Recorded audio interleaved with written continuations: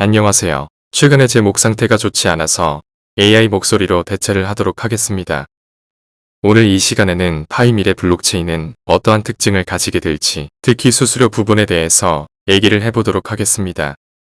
우선 파이 블록체인을 분석하기 전에 스텔라 블록체인의 기본 특성을 살펴보도록 하겠습니다. 먼저 스텔라 블록체인 익스플로어를 살펴보면 다음과 같은 수치를 확인할 수 있습니다. 이 수치들의 내용들을 분석을 해보기 위해 스텔라의 공식 홈페이지에 들어가 확인을 해봅니다. 제일 먼저 확인할 수 있었던 내용은 한 개의 블록의 1000개의 오퍼레이션까지는 기본 수수료로 처리 가능하다 이렇게 얘기를 하고 있습니다. 즉 한 개의 블록당 1000개 이하의 오퍼레이션까지는 기본 수수료인 백스트롯 즉 0.00001 루멘 코인으로 처리를 해줄 수 있지만 그 이상의 거래 주문이 몰리게 되면 스텔라의 수수료는 높은 수수료를 제공하는 거래들 위주로 처리를 하게 됩니다. 스텔라에서는 트래픽이 많이 몰리는 시간대에는 예를 들어 0.1루멘으로 거래를 처리하는 것이 더 합리적일 수 있다라는 얘기를 하고 있습니다. 그리고 수수료 풀에 대한 설명도 나오는데요. 스텔라의 거래마다 발생하는 수수료는 수수료 풀에 모이게 되며 락업 상태로 보관 중이라고 보시면 되겠습니다. 자, 이번에는 파이 네트워크 블록체인으로 잠시 넘어가 보겠습니다. 일단 메인넷과 테스트넷은 프로토콜의 버전만 다를 뿐 세팅값은 동일하기 때문에 거래가 많이 쌓여있는 테스트넷 기준으로 설명을 드리도록 하겠습니다. 파이 네트워크도 스텔라의 기본 DNA를 물려받았기 때문에 아주 흡사한 성질을 가지고 있습니다. 블록당 1000건까지의 오퍼레이션들은 기본 수수료인 0.01 파이코인으로 처리가 가능하다고 되어 있습니다. 하지만 5초마다 생성되는 블록에 그 이상의 거래가 한꺼번에 몰리면 어떠한 사태가 발생할까요? 파이의 초기 백서를 살펴보면 그에 대한 힌트를 확인하실 수 있습니다. 비트코인 거래와 유사하게 수수료는 파이 네트워크에서 선택 사항입니다. 각 블록에는 포함할 수 있는 트랜잭션 수에 대한 특정 제한이 있습니다. 트랜잭션의 백로그가 없을 때 트랜잭션은 자유로워지는 경향이 있습니다. 그러나 더 많은 트랜잭션이 있는 경우 노드는 수수료가 가장 높은 트랜잭션을 맨 위에 놓고 생성된 블록에 포함될 상위 트랜잭션만 선택하여 수수료로 주문합니다. 이렇듯 파이 백서에서는 스텔라와 같은 수수료 정책을 기본으로 하고 있음을 확인할 수 있었습니다. 즉 스텔라의 기본 시스템과 같이 거래량이 몰리는 시간대에는 0.01 파이 코인으로 거래를 하였을 경우 그 블록에서 처리가 되지 못하고 다음 블록으로 지속적으로 밀리는 경향이 생기거나 결제 실패 사례가 발생할 수도 있다라는 얘기가 됩니다. 결국 0.01 파이코인보다는 0.02 파이코인처럼 높은 거래 수수료를 측정하여야 우선적으로 처리가 될 수 있으므로 해석하는 것이 맞습니다. 파이코인의 테스트넷에 있는 수수료 처리 풀을 보시면 현재까지 48만 파이코인 이상이 잠겨 있는 것으로 확인이 되고 있습니다. 이 또한 파이의 초기 백서를 잠시 살펴보도록 하겠습니다. 수수료 요금은 하루에 한 번 노드 간에 비례적으로 분할됩니다. 모든 블록에서 각 거래의 수수료는 하루가 끝날 때 그날의 활성 광부에게 배포되는 임시지갑으로 전송됩니다. 이 지갑에는 알 수 없는 개인 키가 있습니다. 파이 백서는 이렇게 표현을 하고 있습니다. 애초에 이 수수료 풀의 목적을 보면 100% 확언을 할 수는 없으나 노드 운영자에게 할당을 해줄 확률이 높았음을 볼 수 있었습니다. 물론 이 모든 수수료가 100% 노드 운영자에게 돌아갈지 또는 이 중 50%는 소각이 될지 아니면 커뮤니티에게 어느 정도 재할당이 될지 이에 대해서는 아무도 확언을 할 순 없습니다. 현재 파이코인의 노드 운영자들은 커뮤니티에게 할당된 최대 발행량 650억 개의 풀의 포셋에서 조금씩 보상을 받아가고 있습니다. 현재로서는 노드를 운영하게 되면 거래 수수료를 떼어가는 상태가 아닌 채굴의 속도 증가분을 받을 수 있다는 것입니다. 하지만 여기서 한 가지의 질문이 떠오릅니다.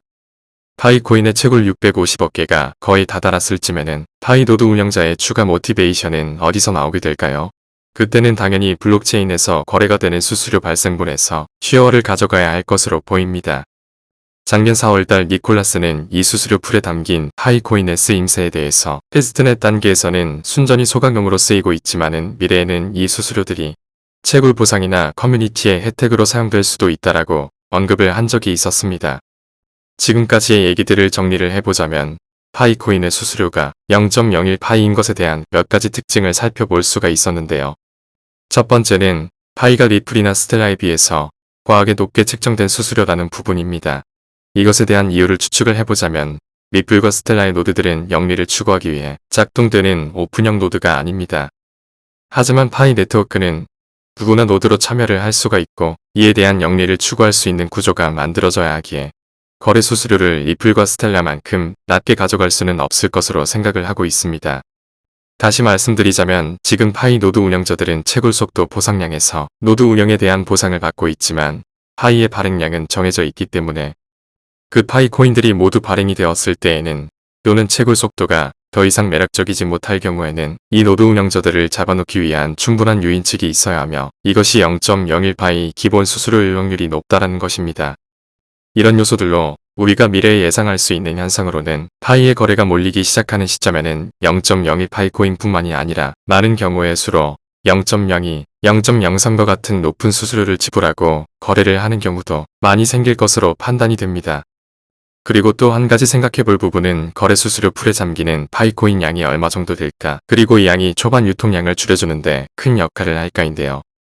현재 메인넷 같은 경우는 기본 세팅값만 들어와 있는 상태이며 이로 인해 124 파이코인 정도만 수수료 풀에 잠겨 있습니다. 앞으로 많은 파이 유저가 이 메인넷으로 마이그레이션이 된다라는 가정하에 계산을 해보도록 하겠습니다.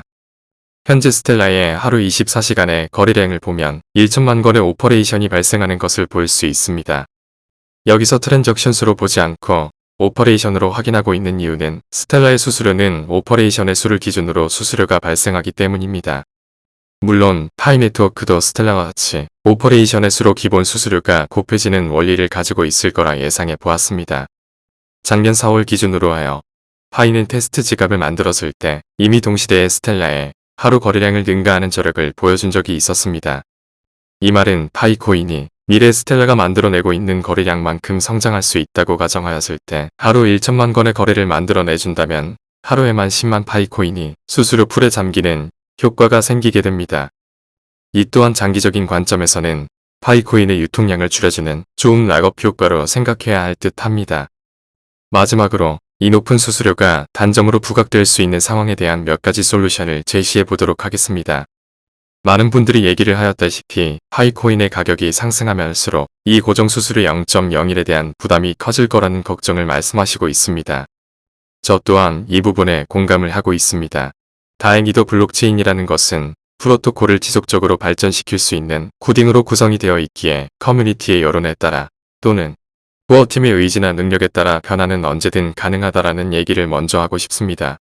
일단 수수료라는 것은 투표나 트렌드에 의해서 조정이 가능한 특징을 가지고 있습니다.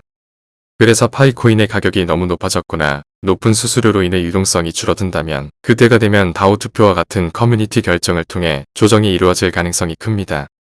또 하나의 방안은 레이어2와 같은 오프체인 솔루션이 제공되면 자연적으로 일반 거래자들의 수수료는 낮아질 가능성도 있습니다. 현재 스텔라는 프로토콜 19를 통해 스텔라 위에 스타라이트 네트워크를 개발할지에 대한 연구를 지속하고 있습니다.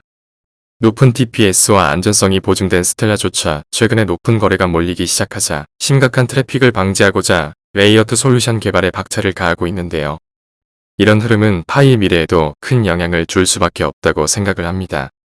파이의 초기 백서를 보면 초기부터 SCP의 확장성에 대한 문제는 언젠가는 올 수 있다라고 언급을 하였으며 이에 대한 솔루션으로는 비에로스로트 같은 방법도 있다고 얘기를 합니다. 이 모두 온체인에서 또는 오프체인에서 확장성을 늘리기 위한 솔루션들이며 이로 인해 수수료도 가장 큰 영향을 받을 수 있는 부분임을 잊어서는 안 되겠습니다. 그러기에 일단 파이 네트워크가 미래에 충분한 거래를 만들어내고 1파이코인당의 가치가 어마어마하게 높아졌을 때에는 이러한 솔루션들로 처리가 될 수 있음을 말씀드리고 싶었습니다. 자, 그럼 오늘 영상의 핵심을 두 줄로 요약을 하자면 파이코인 수수료는 처음에는 락업의 효과와 미래의 노드 보상에 대한 솔루션이 될 수 있다라는 점이고 또 하나는 수수료라는 것은 필요에 따라 언제든 변경은 가능하니 일단 큰 걱정을 말자라는 것입니다. 오늘 영상은 여기까지이고 다음 시간에 다시 찾아뵙도록 하겠습니다. 감사합니다.